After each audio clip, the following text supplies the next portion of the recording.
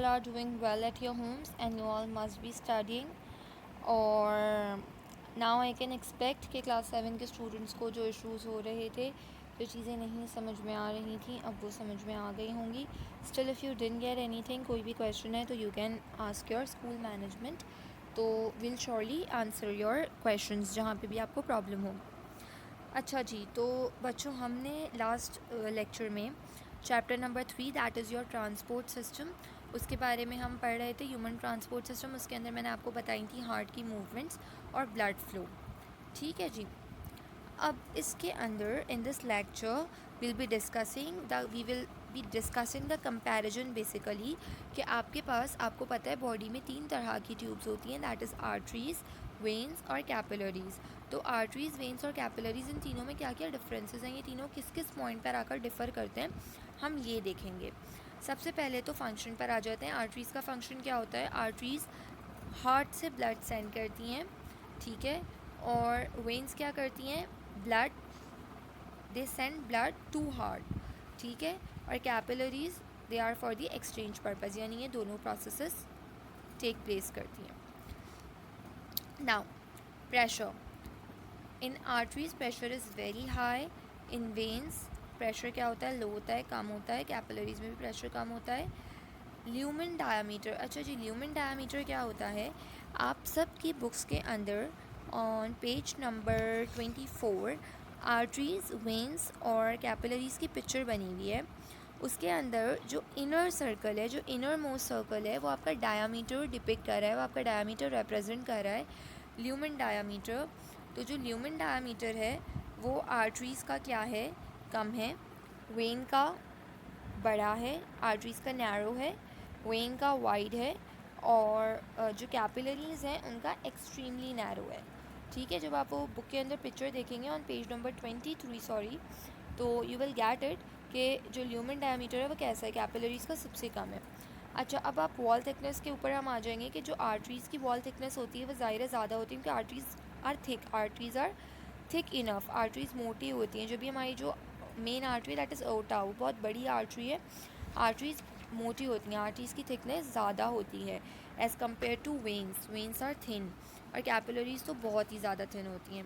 अच्छा जी, अब आप आ जाएंगे वॉल लेयर्स के ऊपर. आर्टरीज़ की हमारे पास 3 लेयर्स होती हैं, इसी तरह वेन्स की भी 3 लेयर्स होती हैं, और कैपिलरी की सिर्फ 1 लेयर होती है. मसल और इलास्टिक फ़ाइबर्स आर्टरीज़ के अंदर बहुत ज़्यादा होते हैं, क्योंकि आर्टरीज़ थिक होती है तो उसके अंदर फ़ाइबर्स और मसल ज़्यादा होते हैं. वेन में कम होते हैं, और कैपिलरीज़ में कोई मसल फ़ाइबर्स नहीं होते, ठीक है. आर्टरीज़ के अंदर कोई वॉल्व्स नहीं होते, वेन के अंदर वॉल्व्स होते हैं, और कैपिलरीज़ के अंदर कोई वॉल्व्स नहीं होते. वेन के अंदर वॉल्व्स कैसे होते हैं? जब मैंने आपको हार्ट की मूवमेंट पढ़ाई थी लास्ट चैप्टर के अंदर कि जो ब्लड मूवमेंट होती है, तो मैंने आपसे कहा था कि जब वेंट्रिकल्स के अंदर से ब्लड मूव आउट करता है तो एक लब और डब साउंड प्रोड्यूस होता है. तो लब और डब साउंड कैसे प्रोड्यूस होता है? जब वो वॉल्व क्लोज हो जाता है. याद आ गया सबको? अगर नहीं याद आया, if you are not recalling it, तो लिसन द प्रीवियस वीडियो, आपको समझ में आ जाएगा. अच्छा जी, अब हम बात करेंगे कि what is blood made up of. Blood के अंदर क्या क्या है, ब्लड किससे बना है हमारा? तो हमारे ब्लड के 4 कॉन्स्टिट्यूएंट्स हैं, simple, that is red blood sales, white blood sales, platelets and plasma. Red blood sales का क्या फंक्शन होता है? रेड ब्लड सेल्स के अंदर हीमोग्लोबिन होता है जो उनको रेड कलर प्रोवाइड करता है. रेड ब्लड सेल्स के अंदर ये they carry oxygen throughout our body. Red blood cells oxygen की ट्रांसपोर्ट करते हैं, ठीक है जी. About 200 million red blood cells die and regenerate every day, यानी 200 रेड ब्लड सेल्स डाई होते हैं and they reform again. Red blood cells bone marrow के अंदर बनते हैं. बोन मैरो कहाँ होता है? बोन मैरो हमारी बोन्स के अंदर होता है.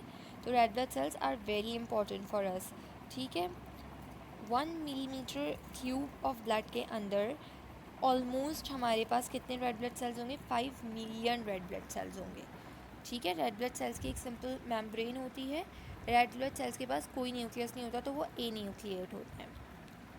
अच्छा जी, वाइट ब्लड सेल्स क्या होते हैं? वाइट ब्लड सेल्स हमारी बॉडी के सबसे इंपॉर्टेंट सेल्स होते हैं. ये क्यों इम्पॉर्टेंट होते हैं? क्योंकि ये हमें प्रोटेक्शन प्रोवाइड करते हैं. वाइट ब्लड सेल्स हमारी इम्यूनिटी को स्ट्रॉन्ग करते हैं, वाइट ब्लड सेल्स हमें प्रोटेक्शन प्रोवाइड करते हैं.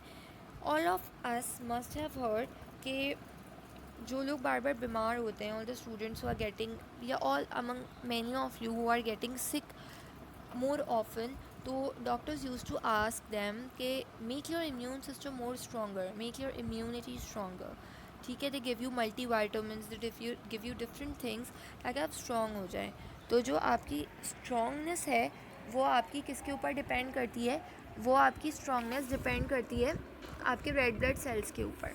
ठीक है, सॉरी, आपकी स्ट्रॉन्गनेस डिपेंड करती है आपके वाइट ब्लड सेल्स के ऊपर. आपके वाइट ब्लड सेल्स अगर आपकी बॉडी के अंदर ज़्यादा होंगे तो आपकी बॉडी ज़्यादा इम्यून्ड होगी. आपकी बॉडी, वाइट ब्लड सेल्स अगर आपकी बॉडी के अंदर ज़्यादा होंगे तो आपकी बॉडी उतनी ही ज़्यादा जर्म प्रोटेक्टिव रह सकेगी.